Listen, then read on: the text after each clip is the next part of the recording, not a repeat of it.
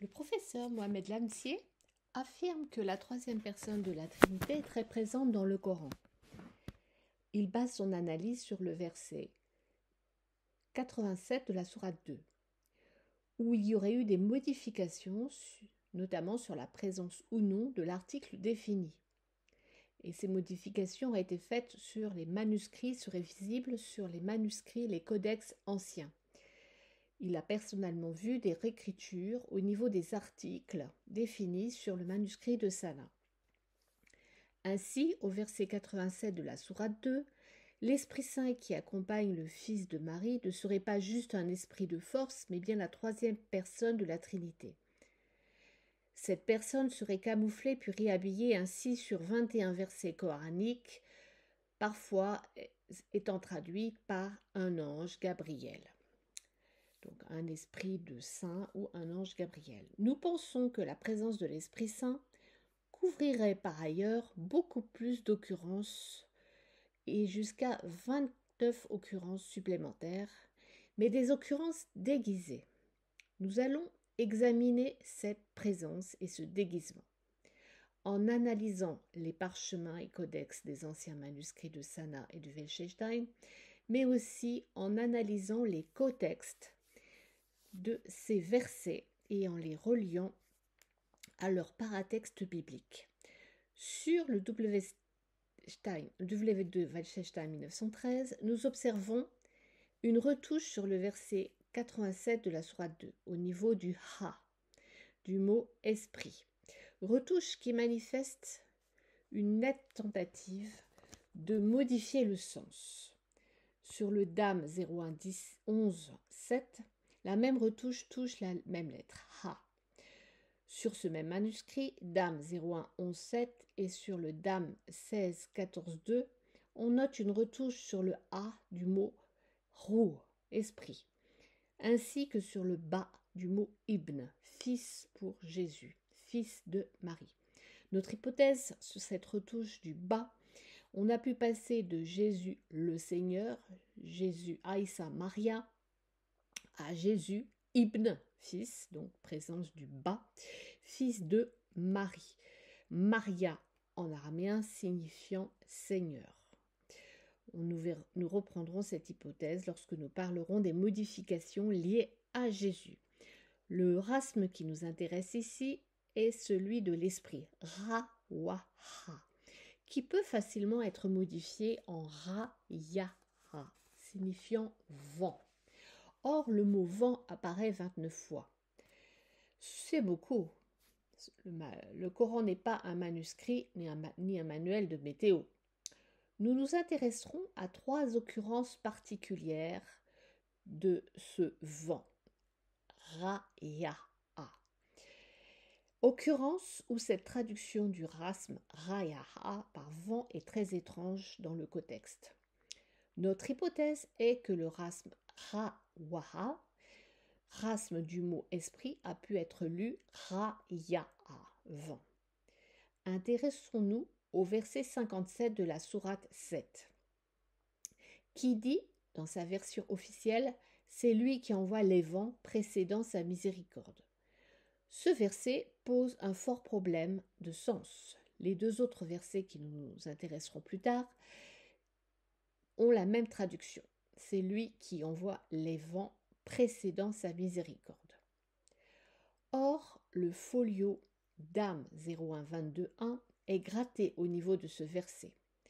Le folio de Welschestein 1913 est modifié et le mot vent a été modifié pour le mettre au pluriel.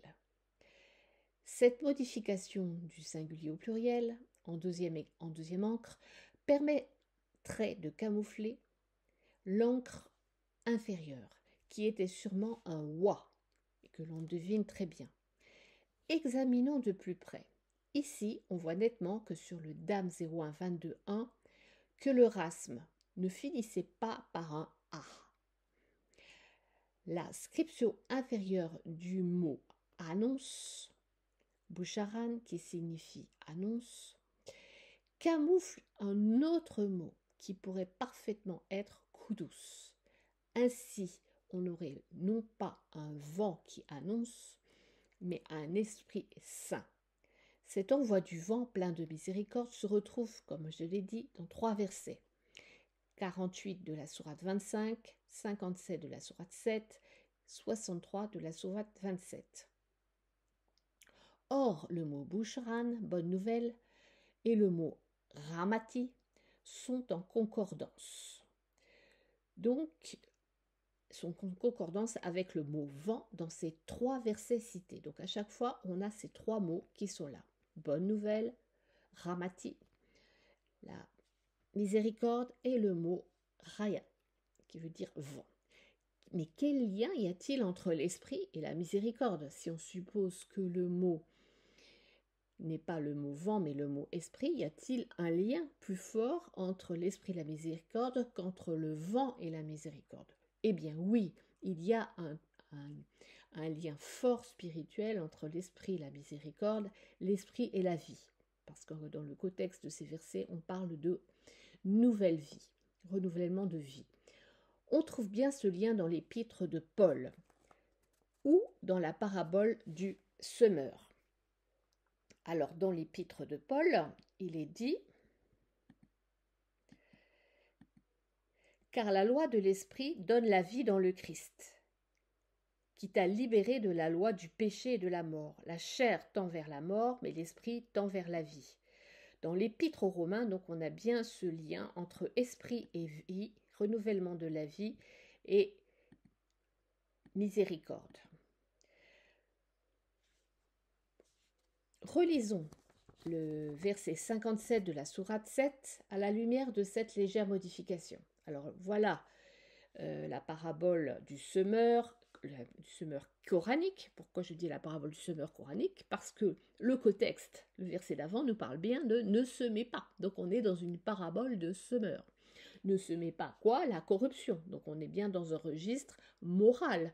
Il ne faut pas semer la mauvaise graine de la corruption sur la terre. On n'est pas dans un registre agricole ni météorologique. Le verset 56 nous parle bien de la miséricorde d'Allah. Donc en fait, qu'est-ce qu'il faut semer? Il faut semer la miséricorde d'Allah. C'est la bonne parole d'Allah. Donc le verset 57, logiquement, d'après le contexte, évoque bien une semence spirituelle, donc une semence, un envoi de l'Esprit Saint qui annonce la miséricorde. Et donc l'eau dont il est question, c'est l'eau symbolique, l'eau qui signifie la parole qui est vivifiante. Le verset 58 nous met en opposition le bon pays et sa végétation et le mauvais pays et les ronces, le mauvais pays et la désolation. Le verset 58 nous dit « Nous déployons ces enseignements ». Donc là, on est bien dans le cadre d'une parabole. Donc, le contexte du verset 57 est sans équivoque. Il parle des mauvaises graines de la corruption qui ne doivent pas être semées.